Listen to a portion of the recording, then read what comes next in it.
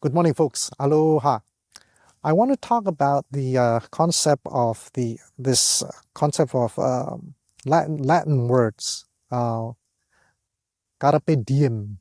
So if twisted to a Japanese word, it's gonna be kejutan or something that you need to seize the day. Sesuatu yang harus kita tangkap hari itu juga. Oh, saat ini, ya, carpe diem. Carpe diem itu.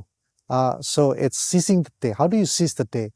Well, I want to share some stories how we seize the day on a daily basis, if you will. So my son and I, a couple of years ago, maybe like last year, we went to Indonesia, and rather than picking our own hotels, I asked my good friend, his name is Rashid. Saya tanya sama beliau, enaknya tinggal di mana ya? Terus beliau bilang, oh, kalau saya rekomen hotel ini karena hotel ini letaknya di tengah kota. Jadi di tengah kota itu saya tanya di mana? Di Tamrin. Bagus dong. Jadi dia di tengah-tengah kota dan namanya tempatnya itu adalah FX Sudirman, bangunannya ya. Kemudian dia punya hotel namanya Hotel Haris. Hotel Haris. Ya udah, langsung saya booking, saya bawa anak saya ke situ. Kemudian anak saya umurnya 30-an. Jadi kita berdua nginep di situ. Tapi saya udah memberikan suatu gambaran bahwa hotel ini paling enak makanannya. Orang Indonesia itu kan paling suka cari makanan yang enak-enak. Jadi di hotel ini ada misalkan restoran Indonesia, termasuk restoran yang sering dikenal di mana-mana, Sate Senayan misalkan. Alright, enough about that. Terus kita tinggal di situ. Paginya, karena kita masih jet lag ya. Jadi antara jarak sama kita datang dari LA, Los Angeles, ke sana itu ya kira-kira 24 jam, termasuk transitnya. Setelah itu kita ya bangun pagi. Nah, nggak sengaja saya buka jendela. Loh, kok kita ini di dekat orang tempat olahraga ya? Ya kita agak tinggi tempatnya. Jadi saya nggak tahu persisnya di mana. Dan saya tidak membuat suatu preparation atau planning bahwa ini memang daerah tempat orang jogging. Gitu. Karena yang saya pikirkan selalu dengan anak saya itu adalah a moment of rest. Suatu momen di mana saya bisa resting. Karena apa? Jet lag. Ya. Kalau anak saya mungkin nggak terlalu butuh, saya butuh. Ya. Saya butuh itu. Nah, setelah itu saya bilang sama anak saya, oke, coba kita breakfast dulu. Setelah breakfast di bawah, mungkin anak saya bilang, nggak usah Pak, kita langsung jalan aja. Nanti abis itu baru breakfast. Breakfast is not that important, dia bilang gitu. At the moment, ya waktu itu. Jadi itu, momen itu penting. Saya katakan, ini kan topiknya seize the day, carpe diem. Jadi tidak boleh kita meragukan keputusan kita. What is the priority? Prioritasnya apa? Nah, saya dan anak saya, baik kita hidup secara bersama ataupun terpisah, itu sayanya selalu jalan pagi. Sayanya. Anak saya olahragawan juga, dia sering jalan pagi, tapi setelah 2 tahun ini kita selalu jalan pagi. Kemudian kita turun ke bawah, buset, dahsyat banget. Jadi pada waktu kita turun itu, seolah-olah mata kita ini terbuka. Ternyata kok ada ya tempat seperti ini ya. Yaitu karena kita punya ignorant. Kelalaian kita sendiri karena kita sudah lama tidak tinggal di Jakarta. Jadi menurut saya itu luar biasa. Nah, saya ingin bagi sebagai 2 hal ya. Jadi yang satu yang saya sebut a moment of amazing, a moment of amazement. Kenapa amazing? Karena saya lihat di situ tuh moment of happiness. Number 1, tempat itu free. Saya ulangi, gratis, tidak usah bayar, ya kan? Jadi mereka ke sana untuk apa? Untuk menyehatkan diri, untuk olahraga, untuk bertemu teman, untuk segala macam. Tapi ingat loh, mereka mulai lari di situ atau jalan itu jam 5 pagi. Setengah 5 udah ada orang. Jam 4 mungkin sudah ada orang. Jadi tempat ini kurang dipromosikan dalam arti kata ya. Karena mungkin orang kita sekarang mulai terlihat. Anak saya ngasih komentar sama saya, waduh Pak, saya nggak tahu kalau orang Indonesia ini sudah demikian entusiasnya dengan olahraga pagi, di mana itu gratis, bisa dimulai sebelum dia kerja, ya kan? Jadi timing daripada kejutan ini menurut saya luar biasa. Luar biasa. Nah, dari situ yang saya lihat, saya amati dari orang-orang ini adalah dia punya facial expression. Ada yang facial expressionnya ketawa-ketawa dengan temennya, ngobrol-ngobrol, jalannya santai. Ada yang serius, nggak tahu mungkin mengikuti suatu program ya. Tapi nggak ada orang yang jalan di situ tuh cemberut. Saya nggak melihat orang tuh jalannya, waduh bangunnya pagi amat, nggak ada. Semuanya very happy. Kenapa mereka happy? Karena that's the choice, itu pilihannya dia. Di tengah-tengah hiruk pikuk Jakarta, setiap orang, ya kan, Monday to Sunday, all the time, ya kan, mereka itu jalan kemauan dirinya sendiri. Jadi nggak ada alasan, wah saya nggak bisa ke gym, mahal, segala macam. No, this is my choice, right? Saya bangun pagi, jalan, mungkin 30 menit, oke, daripada nol. Karena harus ada proses, dia harus bangun, harus ke sana, jalan kaki. Nah, proses ini yang saya bilang moment of happiness. Kalau dia sendirian, ada yang sendirian, itu berarti dia telah menciptakan suatu happiness for himself atau herself, untuk dirinya sendiri. Nah, ini menurut saya luar biasa hebatnya ya.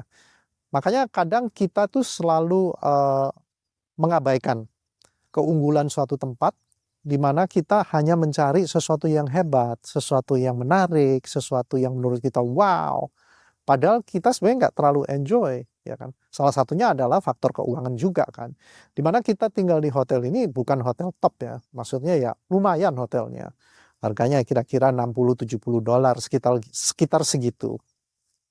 Jadi momen kita di GBK sangat luar biasa.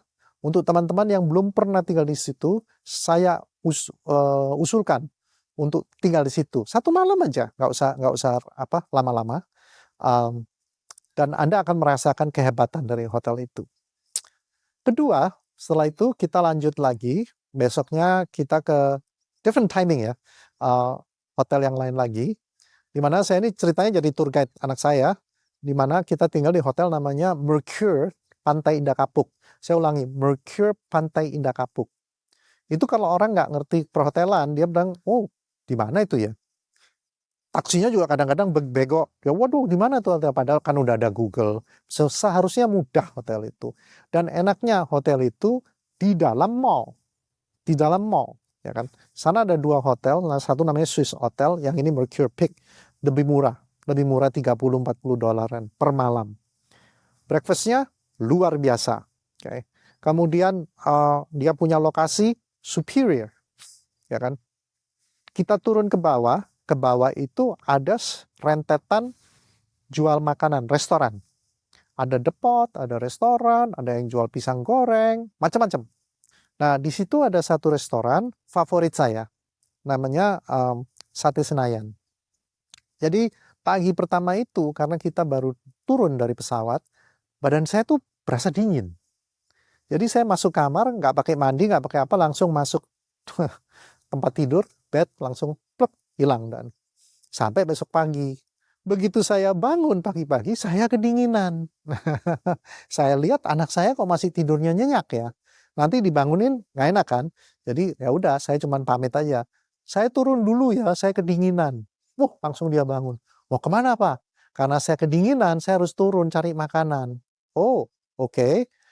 Saya tunggu di lobi, saya bilang begitu. Jadi saya nggak meninggalkan kamu loh ya. Dia kan nggak paham daerah itu. Akhirnya dia bangun juga, cepat-cepat bangun, ikut saya. Dan waktu itu AC-nya nggak saya matikan. Ini moment of apa ya? Menurut saya supaya dia tidurnya nyenyak, tapi dia nangkepnya lain. Oh, saya ditinggal. AC-nya nggak di-setel lagi, sehingga saya di situ kedinginan. Akhirnya dia turun. Jalan, ketemulah ini restoran Sate Senayan. Di situ yang dia pesan apa? Soto Betawi. Untuk apa? Menghangatkan badan. Menghangatkan badan. Jadi proses soto Betawi kan orang-orang Jakarta ya udah biasa ya, soto Betawi. Tapi bukan, kita nggak beli sotonya ya. Kita beli itu the environment, the ambience, ya kan, suasana, kondisi, lingkungan segala macam yang membuat kita di situ tuh merasa happy. Kalau orang bilang, waduh saya kedinginan, terpaksa lari ke bawah, harus cari tempat ini sehingga kita mendapatkan sesuatu yang baik. Bukan. semua ini kejadian ini otomatis, ya karena kita berdua nggak terlalu banyak komentar dari pihak ketiga, pihak keempat, dan kita selalu sinkron, karena kita hobinya sama, ialah olahraga. Jadi olahraga is number one.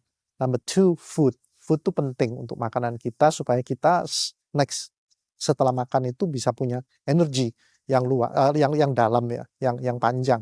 Jadi di situ saya berkata pada anak saya, wah kita ini hoki, karena kenapa datang di sini, diajak kita masuk di ini hotel yang pertama di Sudirman, hotel yang kedua di Peak. Nah, dari sisi kebudayaan, ya kan, kalau di hotelnya FX Sudirman ini penuh kebudayaan mix.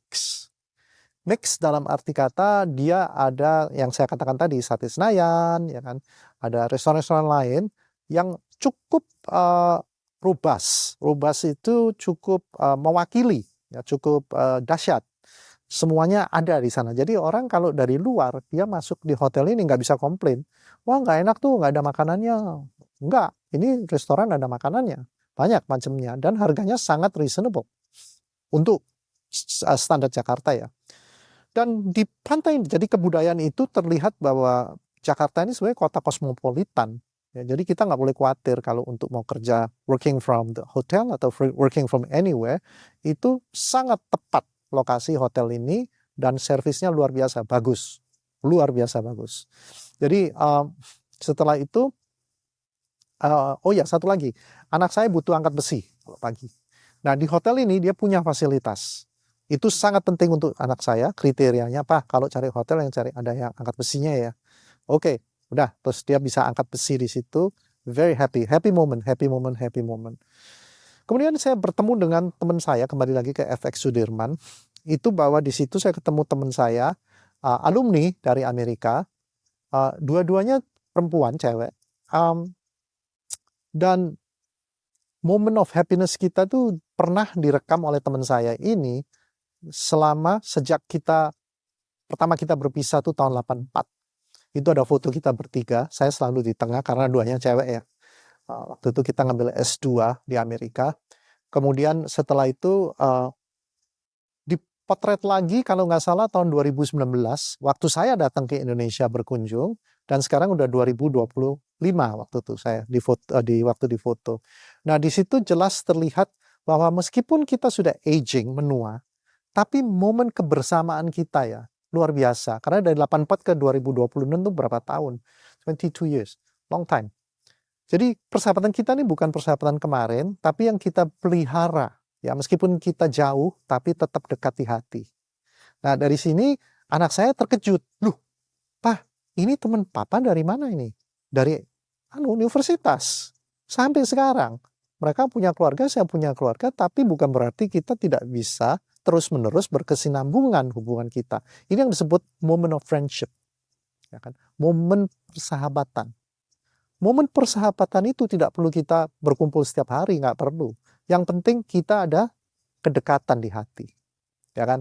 Jadi di sini katakanlah yang tidak terlalu penting adalah jabatan mereka, kerjaan mereka, apa segala macam, ya kan. Yang paling penting itu bahwa kita punya kecocokan, kita punya keselarasan pandangan hidup, dan kita punya suatu pedoman bahwa hidup itu up and down, ya kan, up and down, up and down, up and down. Jadi dengan itu kita menjadi sahabat yang lama, ya. Jadi setiap kali saya ke Jakarta, saya selalu menghubungi mereka. Cuma makan aja gitu, sharing-sharing cerita. Gimana kabar lu? Oh begini. Oke. Jadi dari situ oke, ya kan.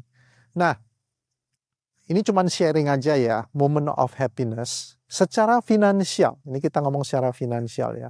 Pada waktu saya bertemu dengan dua teman ini, karena itu graduate school ya.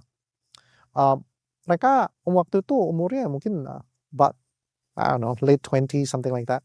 Tapi dua-duanya udah memegang jabatan yang oke di Indonesia. Ya. Saya pada saat itu belum kerja apa-apa, saya masih sekolah ya.